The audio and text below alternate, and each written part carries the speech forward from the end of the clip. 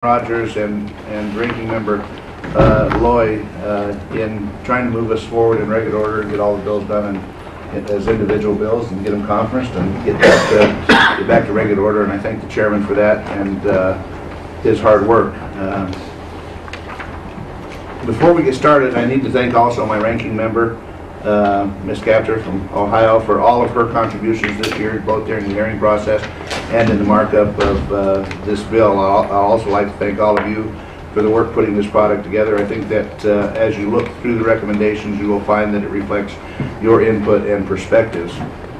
The recommendation totals $34.01 billion, approximately $50 million below last year's level and $227 million above the request. Funding for defense programs is down $50 million. I'm afraid that within that level it was impossible to meet all of our defense spending priorities. We prioritized funding for our stockpile and naval reactors work, but we're unable to replace much of what the administration's request cut out from non-proliferation. We were, however, able to cut out approximately $100 million in the request for activities in Russia and redirect another $150 million in carryover from stalled Russia programs. The recommendation uses this additional funding to increase high priority non-proliferation work above the request for the fiscal year 2015 and to avoid layoffs at the MOX plant in South Carolina until a final analysis is done on the project's future.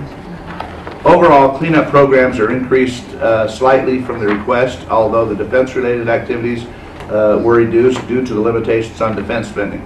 The recommendation does, however, provide $120 million above the request for the waste isolation pilot plant as a transfer to cover costs to get the facility up and running again. Within energy programs, the recommendation rebalances the portfolio to provide greater emphasis on improving the efficiency of energy sources that we're using today and in the future, especially with greater regulation pressures on our coal and nuclear plants. It's incumbent upon us to provide support to help keep electricity costs manageable for our ratepayers while helping industry cope with these dramatic and challenging regulatory actions. Nuclear energy is $10 million above last year's level, fossil energy is $31 million above last year, and the renewable energy is $123 million below last year. Funding for basic science research is held at last year's level, $5.071 billion. Within this, funding for fusion energy is increased, restoring the domestic program to $315 million. The recommendation also maximizes runtime at user facilities. Finally, the recommendation increases funding for the activities for the Army Corps of Engineers by $25 million above last year and $959 million above the request. I want to restate that. It's nearly $1 billion above the request. We had to look back to 2005, a decade ago, to find the last time that an administration requested so little for the Corps. I can assure you that our infrastructure has not improved on its own since then.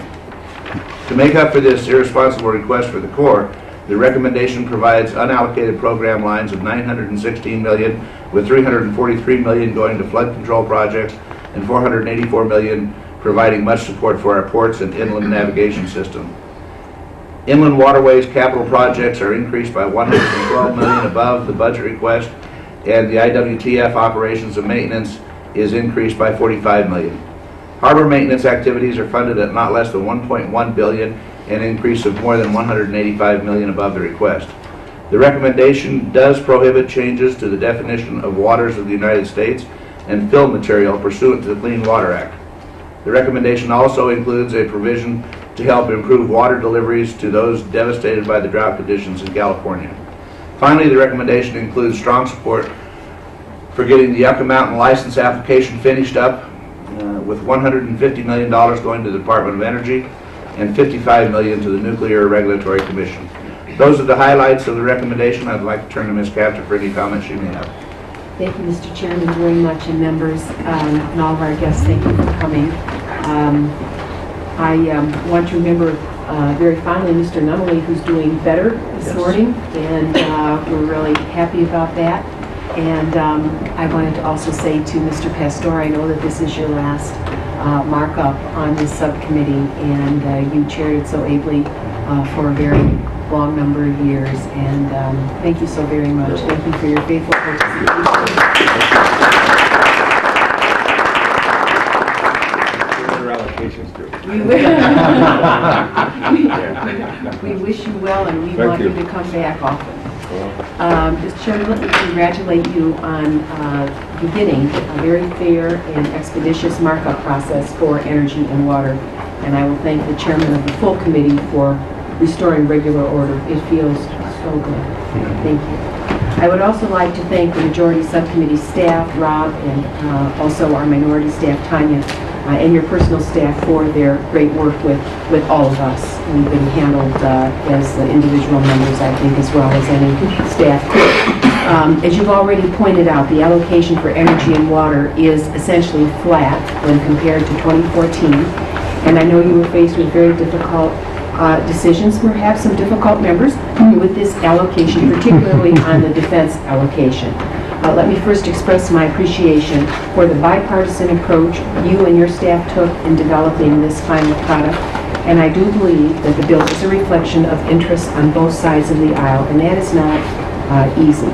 The span of this committee, when you think about it, if we just look at the water and power needs of the West, the hundreds and hundreds of ports that depend on wise decisions of this subcommittee for commerce in our country, and obviously our nuclear weapons complex and the future of energy production in this country, our jurisdiction is weighty. I appreciate the robust funding for the Corps of Engineers, but the honest truth is that there are no new starts, and America has always been a country on the move, a country that embraced the future, and we just can't continue to delay investments for that future that we should be a part of building. You have provided balance in the energy accounts as best you could, and level funding for science and for ARPA-E. I do have concerns with amounts provided to certain accounts within the bill, in particular the level of funding for non-proliferation activities of the NNSA and the Defense Environmental Cleanup account, where despite the chairman's best efforts on these fronts, the subcommittee's allocation was simply insufficient to address the many competing needs.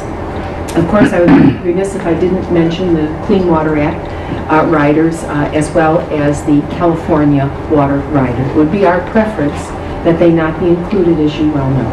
In spite of these concerns, Mr. Chairman, I would like to reiterate my appreciation for the work that you have done with all of us on many issues, and you have ensured that the Energy and Water Development Subcommittee continues its tradition of bipartisanship and dispatch. The subcommittee has operated collaboratively and effectively for many years, and within the constraints you are faced with, you largely address the interests that we have expressed. Indeed, hundreds of our members have expressed. Thank you, Mr. Chairman, for the time. Thank you. Mr. Rogers? Mr. Chairman, thank you for the good work on the bill. You and Mrs. Capter have, I think, produced a fair bill, given the difficult numbers we dealt you. But this is fair. I think you've rounded off the edges of some more difficult strictures that you placed on spending. But it's a good bill. I want to thank you for the work. I'm very pleased with the progress, process of appropriations this year. We got the earliest start probably in history, at least since 1972, in passing bills early in the process. Yesterday, as you know, we began debate on the floor on the third bill. We'll finish that today. And then we'll take up tomorrow the Ag bill. And with the passage of those two bills, we'll be nearly halfway through our work in the House, at least. Open prayer. So I thank you for the great work that all of you've done on both sides of the aisle in this process this year. This committee is really an oasis of bipartisanship and a sea of partisanship.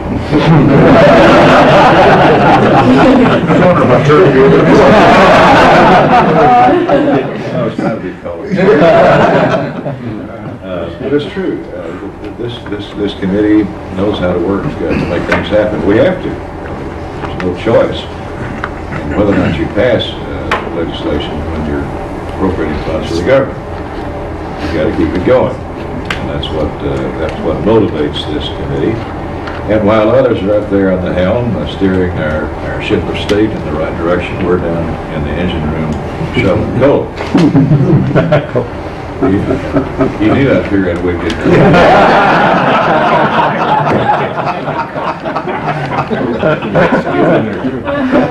This bill appropriates funding for our energy and water resources. Always involves difficult choices because it affects so many communities, in fact all communities across the country. But I believe this bill strikes a good balance to adequately support vital energy research, nuclear security programs, and the Corps' critical investments in the country's water-based infrastructure.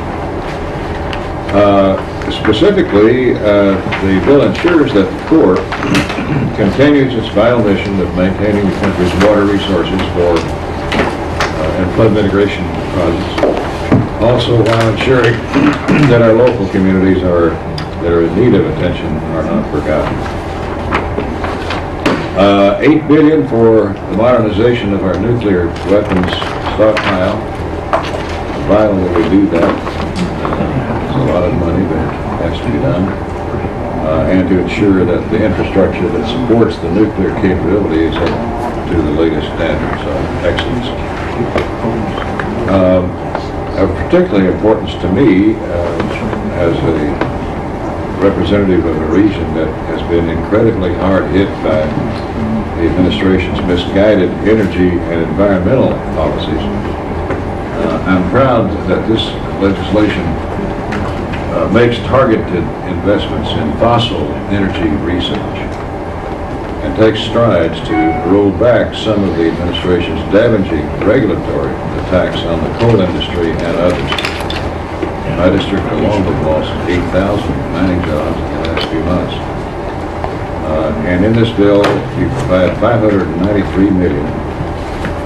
That's $31 million above the President's woefully inadequate request to promote new fossil energy technologies so that we can get more bang for our buck out of these resources, which are abundantly available in the U.S. I'm dismayed at efforts that the administration has undertaken with the expressed purpose of eliminating coal from our nation's energy supply, despite the fact that this fuel provides a cheap, abundant source of energy that keeps energy costs down and productivity high. In this bill, we stand firm against new attempts to add layers of environmental red tape to any economic development that our states, counties, and cities may undertake, like new proposals to change the definition of, quote, fill material. That would shut down coal mines throughout the country. The new Waters of the United States proposal, which the EPA seeks to gain jurisdiction over most of the country by claiming authority to regulate dry beds, ditches, anywhere water could conceivably run if it ever rained, which it hasn't for 40 years. These efforts are fruitless attempts to legislate through regulation. And the Congress must exercise its prerogative to prevent this kind of bureaucratic overreach that would be crippling for the U.S. system. I'm proud that we continue to uphold our commitment to the American people, to move our bills through regular order and at a quick pace. This is a good bill. It deserves the support of each of us and the full committee and the House. I yield. Thank you, Mr. Chairman. Thank you. Before I ask if there are any amendments to the measure before us, or if any member wishes to make any comments, let me just repeat what Ms. Capter said. We had a report that Congressman Nunley is doing well after his surgery yesterday, and we're all very happy to hear that. And Ed, I want to throw my thanks to you for your years of service in this house. I've always enjoyed working with you. You've been a great member of Congress, and we hate to see you go, but we understand there are greener pastures. Yeah, well, I hope so. And that's always 100% with Idaho. And what exactly did you need in this bill? Deep potatoes or... And I appreciate that. If the gentleman would yield, we were talking, the chairman was talking about your incredible capacity to consume very hot peppers as one of his last email, right? Yeah. Yeah, of your service. That's why I started sweating. I was just thinking. Are there any amendments to the measure before us, or does any member wish to make comment? I have a question. Okay. Just exactly how are we going to build those nuclear missile silos out of white potatoes? It can be done. And in fact, at one point in this committee, when we were talking, when President Bush was talking about switchgrass. Remember the switchgrass stuff? I don't know what switchgrass is. So Zach Womp brought me in a sample of switchgrass to show me what switchgrass was. So I tried to create a electric potato, which if you take a galvanized nail and put one on each side and wire, you can run a little light bulb with them. I thought, if we just grow more potatoes, this energy crisis would be over. That's fascinating. Potatoes are pretty much, I've always said that Ireland, this is off the subject, I've always said that Ireland would be the dominant country of the world today, except for they had a potato famine, which just destroyed them. Mr. Fittinghausen? Mr. Chairman, congratulations on your bill. I move that the bill be favorably reported to the full committee. All those in favor of the motion say aye. Aye. Those opposed, no. The ayes have it. The motion is approved. I ask unanimous consent that the staff may be permitted to make technical and conforming changes to the measure just approved.